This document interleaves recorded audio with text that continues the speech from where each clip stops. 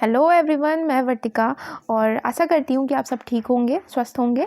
तो देखिए, मैं इस वीडियो में आपको लेव वाइगोत्स्की का कंप्लीट टॉपिक करवाऊँगी। उसके अलावा जो प्रीवियस ईयर में जितने भी शिफ्ट में क्वेश्चन पूछे गए हैं वो सारे क्वेश्चन मैं कराऊंगी। अप्रॉक्स 40 to 50 क्वेश्चन है, तो वो सारे क्वेश्चन, क्योंकि हर शिफ्ट में 2 से 3 क्वेश्चन आता ही आता है, कंफर्म आता है। ठीक है, तो अगर आप ये वीडियो देख करके जाएंगे तो आपका एक भी क्वेश्चन गलत नहीं होगा, ये मैं गारंटी लेती हूँ। और अब अगर आपको वीडियो अच्छी लगती है तो प्लीज़ इस चैनल को सब्सक्राइब कीजिए और शेयर ज़रूर कीजिए। अच्छी लगेगी तो लाइक भी कर दीजिएगा। ठीक है, अच्छी लगेगी तब, नहीं अच्छी लगती है तो आप फीडबैक भी दे सकते हैं कि क्या कमी है। ठीक है, अब देखिए लेव वाइगोत्स्की के बारे में बताती हूँ। ये रूस के मनोवैज्ञानिक थे। इनकी थ्योरी को बोला जाता है सामाजिक सांस्कृतिक सिद्धांत, यानी कि सोशियो कल्चरल थ्योरी। अब यहाँ से आपका एक नंबर पक्का हो जाएगा, क्योंकि जब मैं क्वेश्चन करवाऊंगी तो आप खुद देखेंगे कि यहीं से आपको सीधे सीधे ट्रिक आखिरी तक जरूर देखिएगा, क्योंकि आखिरी में आपको एक कुछ ट्रिक भी बताऊंगी कैसे इनके सारे आप आंसर सही कर सकते हैं।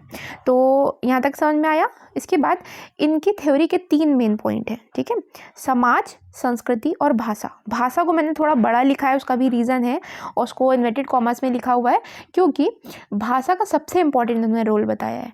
तो इनके मेन पॉइंट क्या हो गए? समाज, यानी कि सामाजिक अंतःक्रिया का बहुत प्रभाव पड़ता है बच्चों पे, संस्कृति का बहुत प्रभाव पड़ता है और भाषा का प्रभाव पड़ता है। अब देखिए, इनकी एक लाइन है, इन्होंने कहा था कि बच्चे के संज्ञानात्मक विकास में यानी कि कॉग्निटिव डेवलपमेंट में भाषा का सबसे महत्वपूर्ण योगदान होता है। ठीक है, इनके अकॉर्डिंग मैंने एक शॉर्ट वीडियो भी बनाई थी, इसमें मैंने कहा था कि इनके अकॉर्डिंग पहले भाषा आता है, फिर विचार आता है। तो यहाँ तक समझ में आया कि भाषा का सबसे इम्पोर्टेंट रोल है बच्चे के संज्ञानात्मक विकास में। अब इनके अकॉर्डिंग 3 प्रकार के वाचन होते हैं। तो 3 प्रकार के वाचन कौन कौन से हैं? यहाँ से भी क्वेश्चन आए हुए हैं, सोशल, प्राइवेट, साइलेंट या इनर। अब देखिए, मैंने इसको इंग्लिश में लिखने का एक रीज़न ये भी है, क्योंकि हिंदी में इसके कई नाम हो जाते हैं और इंग्लिश में घूम फिर के यही आएगा। इसीलिए आपको जब भी हिंदी, भले आप हिंदी में दे रहे हो, आप इंग्लिश में ज़रूर देखिएगा कन्वर्ट करके। लैंग्वेज चेंज करना मैंने पूरी प्रोसेस बताया कि ऑनलाइन एग्जाम में लैंग्वेज कैसे चेंज होती है, वो सब आपको मतलब मैं डाल दूँगी डिस्क्रिप्शन में वीडियो, आप देख सकते हैं। तो देखिए, सोशल लैंग्वेज क्या होती है, सोशल वाचन क्या होता है, समझना बहुत ज़रूरी है, क्योंकि डायरेक्ट क्वेश्चन नहीं आया है यहाँ से। ठीक है, ये मतलब जब बच्चा जन्म लेता है उसके बाद से 2 वर्ष तक का ये वाचन रहता है। इसमें होता क्या है कि बच्चा अपने समाज के साथ प्रतिक्रिया देता है, रो करके। ठीक है, रो कर, चिल्ला कर, हंस कर। तो जो अपने आसपास के लोगों के साथ वो प्रतिक्रियाएं करता है, इस प्रकार की स्पीच को हम बोलते हैं सोशल स्पीच। सबसे ज़्यादा क्वेश्चन आया है प्राइवेट स्पीच से, तो इसको ढंग से समझिएगा। अब देखिए, जो ये वाइगोत्स्की की जो प्राइवेट स्पीच है, इसी को ही पियाजे की ईगोसेंट्रिक स्पीच बोला जाता है। ठीक है, ईगोसेंट्रिक का मतलब है आत्म केंद्रित स्पीच। तो प्राइवेट स्पीच में होता क्या है कि बच्चा खुद से बात करता है और साइलेंट में भी खुद से बात करता है। तो फ़र्क क्या है इन दोनों में? प्राइवेट में ये होता है कि बच्चा खुद से बात करता है, लेकिन लाउड बात करता है, तेज बात करता है, कि मतलब आप होता नहीं, हम लोग कभी कभी इस एज के बच्चे देखते होंगे बड़बड़ाया करते हैं कि अरे ऐसे कैसे हो गया, ये कैसे हो गया, या सामने वाले से भी बात करता है तो उस टाइम पर भी वो अपनी ही बातें थोपने की कोशिश करता है। तो ये हो जाती है प्राइवेट स्पीच। ठीक है, साइलेंट और इनर स्पीच जो हम लोग करते हैं, ठीक है, हम लोग क्या करते हैं, अपने माइंड में ही बिना बोले, बिना तेज बोले, वो चीज़ें हम लोगों के माइंड में हम लोग सोच लेते हैं कि अच्छा ये करना है, ये करना है, तो उसको बोलते हैं साइलेंट या इनर स्पीच। तो आई होप आपको समझ में आया होगा। अब देखते हैं, सबसे इंपॉर्टेंट पार्ट है जेडपीडी, और इसको मैंने कुछ भी थ्योरी नहीं लिखा, आपको केवल मैं इस टाइप के डायग्राम से समझाऊंगी। जेडपीडी का मतलब होता है जोन ऑफ प्रॉक्सिमल डेवलपमेंट, यानी कि समीपस्थ विकास क्षेत्र। अब ये डायग्राम देखिएगा, ये जो पहले अंदर वाला गोला है, ये है कि व्हाट आई कैन डू, मैं क्या कर सकता हूँ। ठीक है, अभी तक मैं क्या कर सकता हूँ, लेकिन क्या मैं इतना ही कर सकता हूँ? नहीं ना, मैं कुछ और आगे भी तो बढ़ सकता हूँ ना। तो उसके लिए मुझे किसी की हेल्प चाहिए। तो वो जो एरिया जहाँ तक मैं आगे बढ़ सकता हूँ किसी की हेल्प से, with the help of other, इसी को बोलते हैं, इस पूरे क्षेत्र को बोलते हैं जेडपीजी, यानी कि जोन ऑफ प्रॉक्सिमल डेवलपमेंट। जैसे फॉर एग्जांपल, अभी आप मान लीजिए आपने बीएड या डीएलएड किया था, तो ये मैं कर सकता था, तो मैंने कर लिया, लेकिन अभी मुझे सीटेट पास करना है। अब सीटेट अपने आप तो हो नहीं जाएगा, आपको किसी की हेल्प चाहिए, किसी कोचिंग इंस्टीट्यूट की या हमारे जैसे चैनल की। तो वो क्या हो जाता है, वो उससे आप क्या करेंगे, सीटेट क्वालिफाई करेंगे। तो सीटेट क्वालिफाई करना और जॉब पाना, is a zone of proximal development, यानी कि आपके विकास कर सकते हैं ना जहाँ तक संभव है आपका विकास, तो वो हो जाएगा ZPG। और किसी की हेल्प से, यानी कि वो चैनल हो सकते हैं या फिर कोई व्यक्ति हो सकता है या फिर कोई संस्था हो सकती है, तो वो हो जाता है। अब यहाँ पे डायग्राम समझिएगा, इसके फोल्डिंग क्या होता है। देखिए यहाँ पे ये है ZPG, ठीक है, ये है ZPG, ये MKO का मतलब होता है मोर नॉलेजेबल अदर, और ये होता है इसके फोल्डिंग। इसके फोल्डिंग वो प्रक्रिया हो जाती है जिसमें कोई व्यक्ति, मोर नॉलेजेबल अदर मतलब आपसे कोई ज़्यादा जानने वाला व्यक्ति आपकी हेल्प करता है उस संभावित क्षेत्र को पाने की जहाँ तक आपका विकास हो सकता है। इस प्रक्रिया को ही हम बोलते हैं इसके फोल्डिंग, ठीक है। जैसे मैं अभी आपकी हेल्प कर रही हूँ आपको इस टॉपिक को समझने के लिए, तो ये पूरी प्रक्रिया बोली जाएगी इसके फोल्डिंग, ठीक।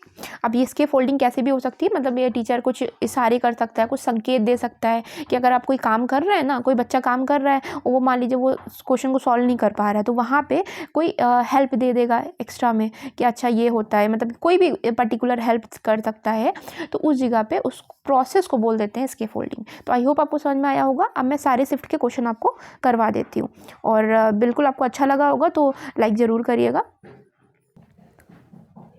तो पहला क्वेश्चन है कि वाइगोत्स्की के अनुसार निम्नलिखित में से किसके लिए समीपस्थ विकास क्षेत्र यानी कि ZPD का इस्तेमाल करना चाहिए।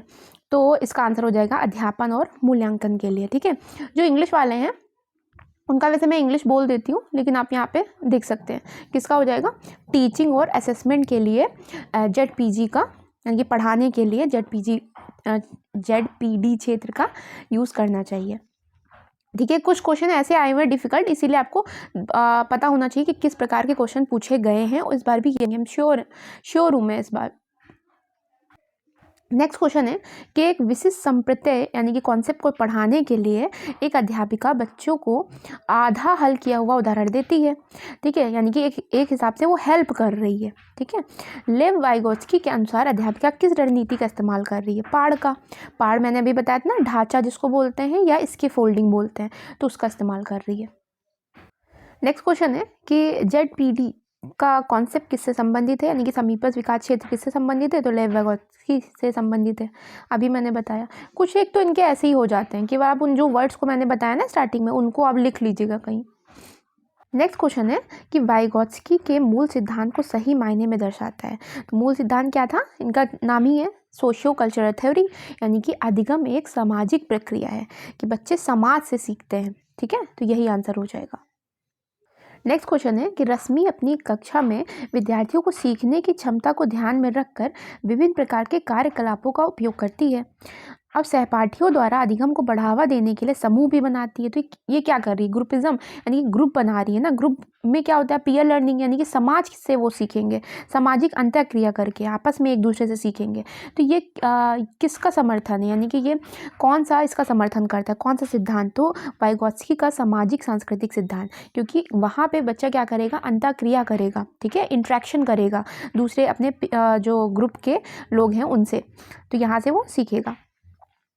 नेक्स्ट क्वेश्चन है कि इनमें से कौन सा अध्यापक द्वारा पाड़ का उदाहरण नहीं है, तो पाड़ मतलब वही इसके फोल्डिंग का उदाहरण नहीं है, तो ऑब्वियसली रटना हो जाएगा।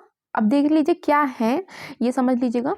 अनुकरण के लिए कौशलों का प्रदर्शन करना है कि इसे मतलब ऐसी स्किल्स को दिखाना जिससे बच्चा इमिटेट कर सके, उसकी नकल कर सके, तो सीखेगा उससे।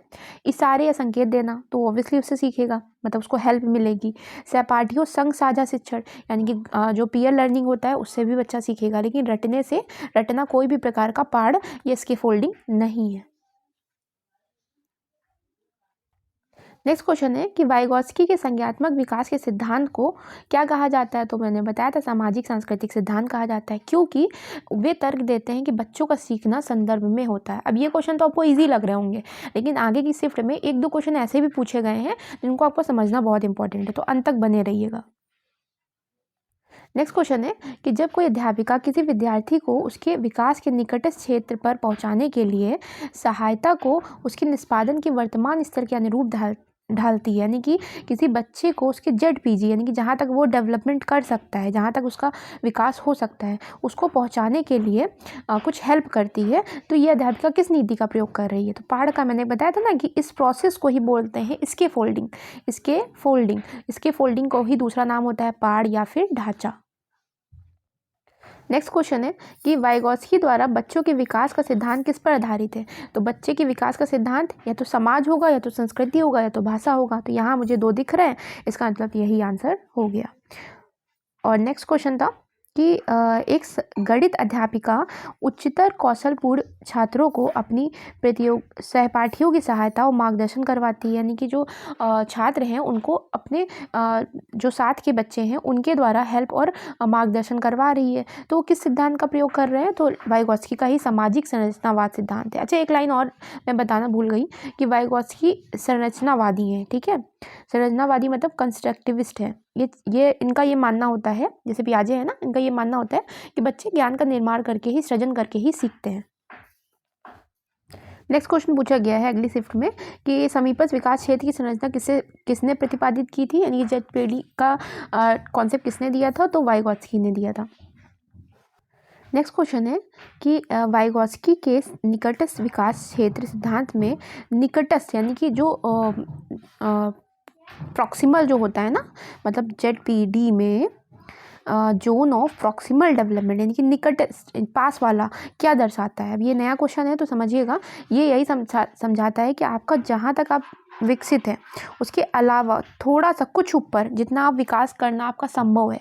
तो यहाँ पे कि दर्शाती है कि दी गई सहायता शिक्षार्थी की वर्तमान दक्षता की तुलना में कुछ ऊपर है। जो हेल्प दी जा रही है वो कुछ आगे की हेल्प की दी जा रही है, बहुत नहीं। इसमें देखिए एक ऑप्शन बहुत का भी है, तो वो मत करिएगा कि निकटस्थ का मतलब होता है कुछ ऊपर। नेक्स्ट क्वेश्चन है कि अकरम किसी एक ब्लॉक के समूह के साथ खेलते हुए स्वयं को निर्देशित करता है, खुद को ही निर्देशन दे रहा है, तो फिर वाचन होगा ना यहाँ पे। वाइगॉत्स्की के अनुसार ये कौन सा वाचन है, तो वाइगॉत्स्की के अनुसार ये कौन सा वाचन होगा। पहली बात वो खुद को दे रहा है, तो ऑब्वियसली व्यक्तिगत वाचन हुआ। ठीक है, यानी कि इसको प्राइवेट बोलते हैं। इसीलिए मैं कहती हूँ इंग्लिश वाला याद रखिएगा, क्योंकि आप इंग्लिश वाले सेक्शन में जाएंगे तो वहाँ आपको प्राइवेट ही मिलेगा। आत्म केंद्रित नहीं हो सकता था, क्योंकि ईगो सेंट्रिक स्पीच पियाजे ने बताई है, इन्होंने नहीं बताई है। ठीक है, तो ये तो करिएगा ही नहीं, और सामाजिक और सामूहिक तो वैसे भी नहीं हो सकता था।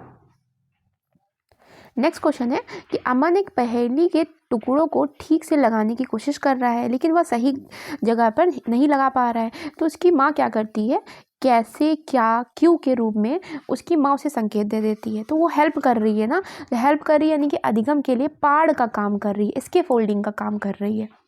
नेक्स्ट क्वेश्चन है कि वाइगॉत्स्की के अनुसार सहायक खोज किस में सहायक होता है। ठीक है, सहायक खोज किस में सहायक होता है, तो सहपाठी सहयोग में, यानी कि पीयर लर्निंग जो होता है उसमें सहायक होता है, क्योंकि उसमें क्या करते हैं, एक दूसरे की हेल्प से ये लोग डिस्कवर करते हैं। ठीक है, तो इसीलिए अब ये थोड़ा नया क्वेश्चन था, डिफरेंट था, उस नोट्स में से आपका नहीं फंस जाएगा, इसीलिए आपको पता होना चाहिए हैं, और ऐसे ही इस बार पूछे जाएंगे, मैं श्योर हूँ। ठीक है, तो आप ये पूरी कंप्लीट कई बार देख लीजिएगा वीडियो। नेक्स्ट क्वेश्चन है कि अब देखिए यहाँ से आपको पता चलता है कि कैसे क्वेश्चन रिपीट होते हैं, इसीलिए एनालिसिस बहुत इंपॉर्टेंट है। जो लास्ट में मैं एनालिसिस डालती हूँ, ठीक है, उनसे रिलेटेड क्वेश्चन आप जरूर रिवाइज किया करिए। तो यहाँ पे देखिए कह रहा है कि बच्चा कहता है कि मैं पहली के इस हिस्से को पूरा नहीं कर पा रहा हूँ। तो अध्यापक कहती है यहाँ कौन सा टुकड़ा आना चाहिए, क्योंकि ये बिल्ली के पैर हैं, यानी कि वो एक हिसाब से हिंट दे रही है। तो बच्चा कहता है पंजे, तो फिर अध्यापक कहती है सही, कौन सा टुकड़ा पंजे जैसा दिखता है, तो बच्चा कहता है ये वाला। अब यानी कि अध्यापक ने हेल्प कर दी ओवरऑल।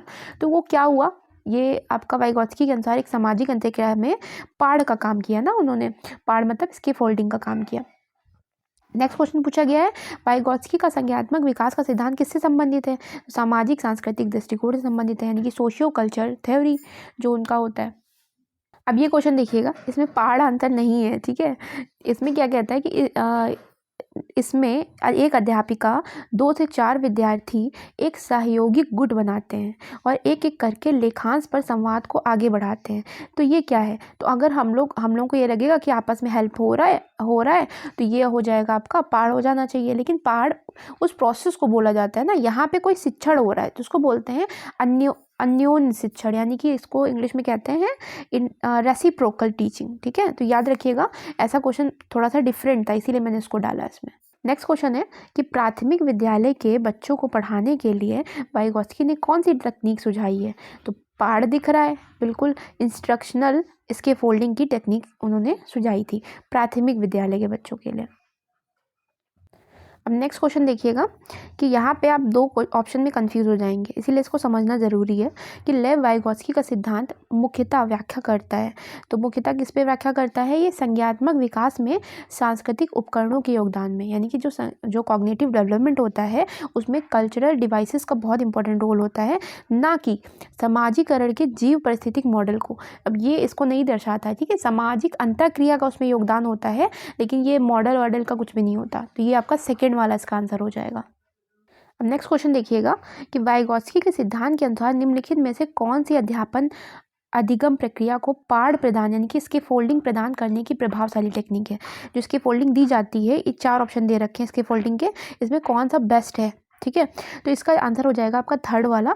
समस्या को सुलझाने के दौरान अगर बच्चे किसी बिंदु पर अटक जाएं, उस समय आपको संकेत देना है, पहले ही नहीं देना कि समस्या समाधान करते टाइम पे स्टेप बाय स्टेप आप हेल्प करते जा रहे हैं। देखिए यहाँ पे भी यही दे रखा है, लेकिन ये वाला नहीं होगा। जब बच्चे अटक जाएं किसी पॉइंट पे, तब आपको कुछ हेल्प हिंट देनी है ताकि वो आगे कंप्लीट कर सके। जैसे आपने देखा अभी बिल्ली के पंजे वाला क्वेश्चन, वैसे ही।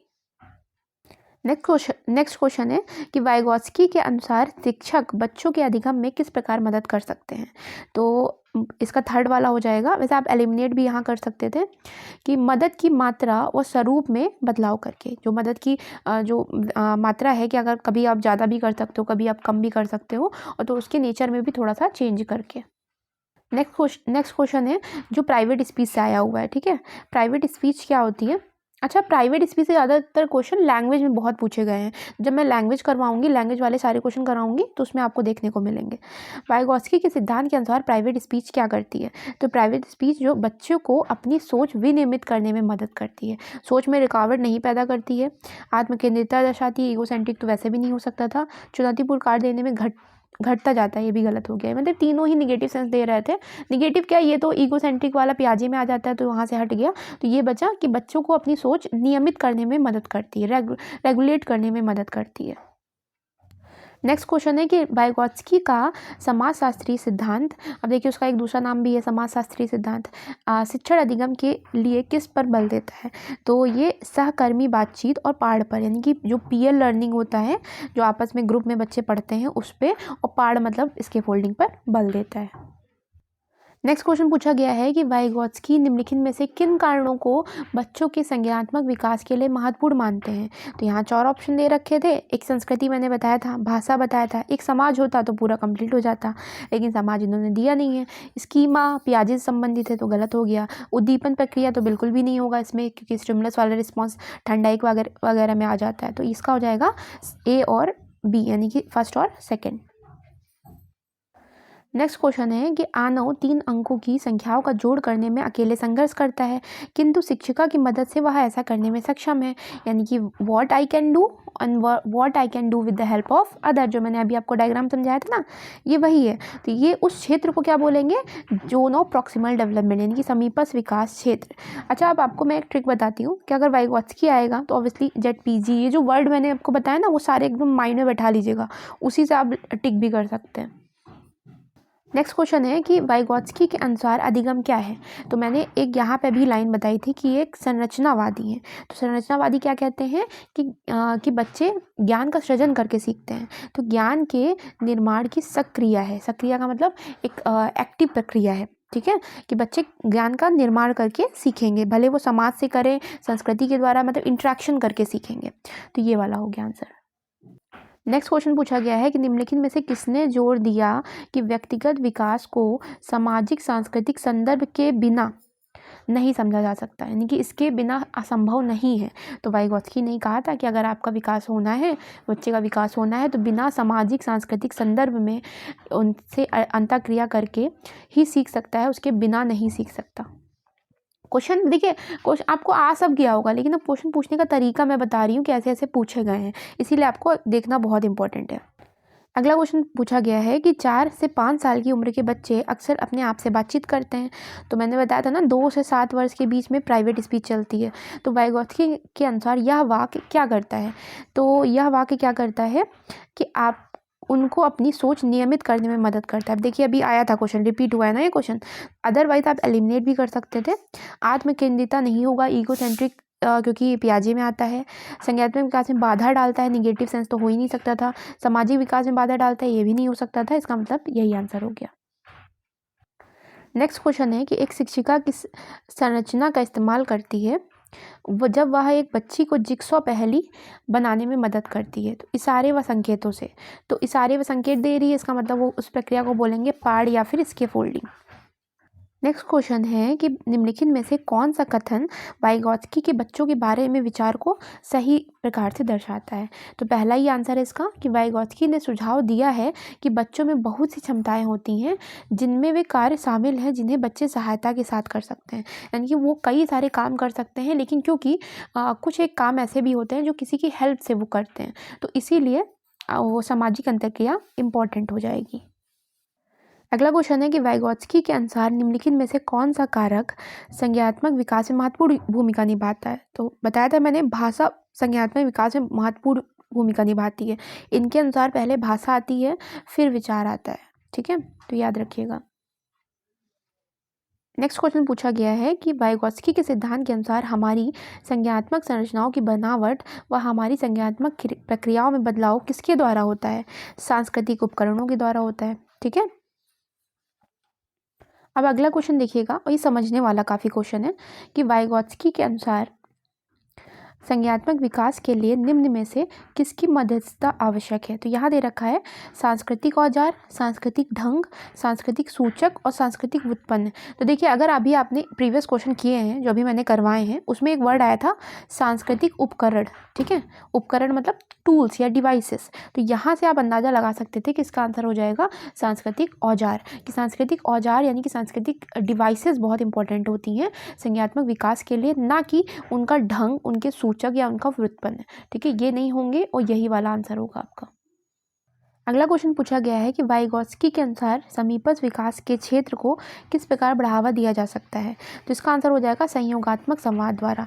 जब कोलैबोरेशन में जब वो होगी, स्पीच होगी या फिर बातचीत होगी, तो उससे बच्चों का समीपस्थ विकास क्षेत्र विकसित होगा। अगला क्वेश्चन है कि वाइगॉत्स्की के अनुसार निम्नलिखित में से कौन सा कारक बच्चों के संज्ञानात्मक विकास को सुगम बनाते हैं?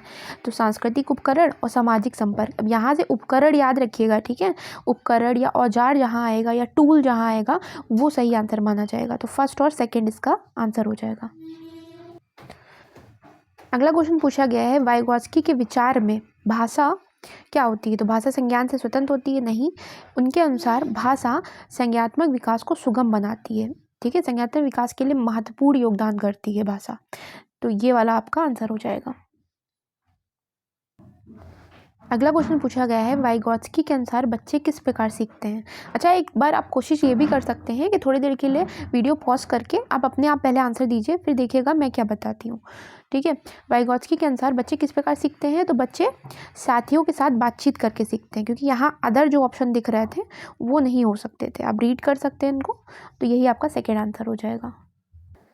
अगला क्वेश्चन है कि किसके सिद्धांत में भाषा बच्चों के संज्ञानात्मक विकास में महत्वपूर्ण भूमिका निभाती है? यानी कि भाषा का मेन रोल होता है। तो वाइगॉत्स्की का ही सिद्धांत था, जिन्होंने कहा था कि भाषा संज्ञानात्मक विकास में महत्वपूर्ण भूमिका निभाती है।